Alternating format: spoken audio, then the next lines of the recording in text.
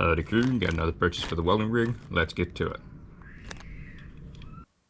Howdy crew, I'm William Morris, President and CEO of the Welding Cowboy Corporation, certified licensed welder and owner-operator of a welding rig based out of Los Angeles, California. On here I'll be going over welding knowledge, what it's like to own and operate a welding rig, welding blueprints, welding math, welding equipment, and so much more. Welcome to the channel. I'm William Morris, the Welding Cowboy. So this is for the IFAK on the welding rig, and it is for the OSHA approved IFAKs.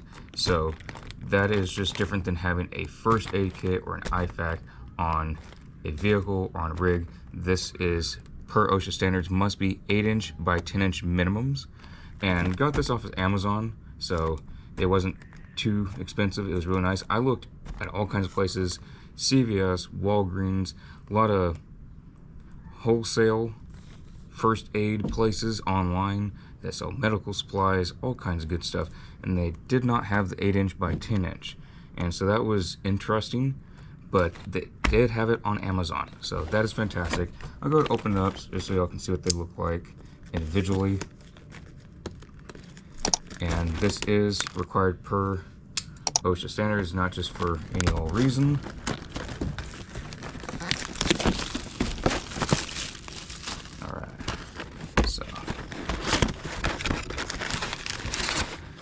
Over here, and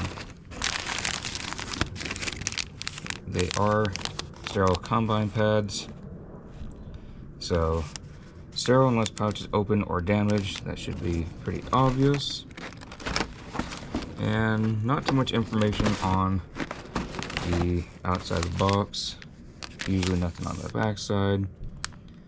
So yeah, it's just one of the requirements, so I had to get it because I want to be in line with all their little rules and regulations, whatnot.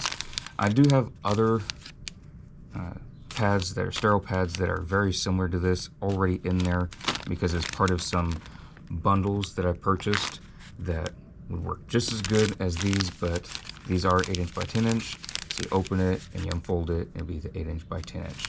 I don't know the exact reasoning why OSHA requires this particular size, so I can look that up and figure out why, because actually I'm pretty curious why an 8-inch by 10-inch is required, but obviously I'm assuming it's for a bigger or deeper wound of some sort. Just wanted to put that out there, so if any of y'all seen the other vlogs about it and I was saying that I was going to get this, I did get it, and it is now going to be put in the IFAKs on the rig.